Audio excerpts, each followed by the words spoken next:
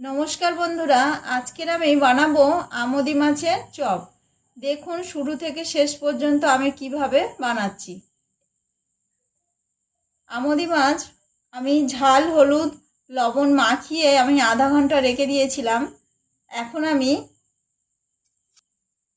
আমি 1 চামচ নিয়ে নিচ্ছি বেসন,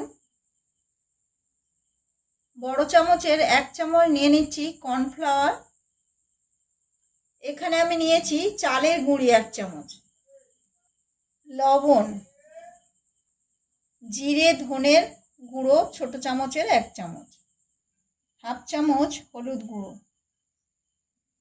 হাফ চামচ লঙ্কার গুঁড়ো, হাফ চামচ গরম মশলার গুঁড়ো, হাফ চামচ আদা রসুন আর পেঁয়াজের পেস্ট। সব কিছুই মশলা আমার দেওয়া হয়ে গেছে। এখন আমি একটা ব্যাটার তৈরি করে নেব। কড়াই তেল দিয়ে দিয়েছি। এখন আমি মাছটা ছাড়ছি। দেখুন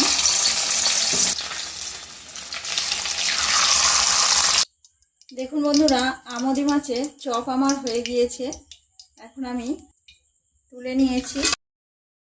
আমোদি মাছের চপ আমার হয়ে গিয়েছে। এখানে আমি কিছু চিংড়ি মাছের চপ বানাবো।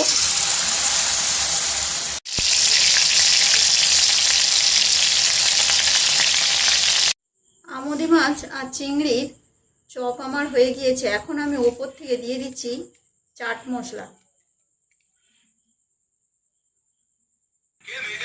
অল্প পরিমাণে বিট লবণ। এখানে আমার আমোদি আর চিংড়ির চপ আমার হয়ে গিয়েছে। আপনারা একবার এইভাবে বাড়িতে একবার করে খাবেন আর আমার পাশে থেকে একটা সাবস্ক্রাইব করবেন। এই পর্যন্ত আমার ভিডিওটি।